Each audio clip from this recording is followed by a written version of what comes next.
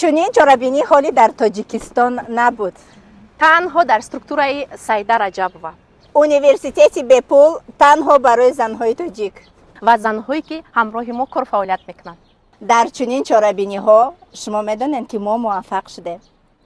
шумо дар ана ҳамин конференсия ки 19 июл дар кохи суруш дар шаҳри душанбе баргузор мегардад, сурату видеоҳои бепул бо иштироки Саида Раҷабова ва Фарангиз Ҷафарова бо 40 методҳои кории худ Марьяна Умарова, национальный директор топ рақами 1 дар Доғистон ва як ала дарагатсияни директорҳои командаи ман аз он ҷумла Давлатова Зайнаб, шумо контенти 2 сола 3 сола ихтона ҷамъ мекунед танҳо барои командаи Саида Раҷабова ва Фарангиз Ҷафарова. Дига и хеле шанс намешава. Баъди 1 июл мо шумо да дига билет намефурӯшем. Шансҳои беҳтарини худтона ай даст натиен.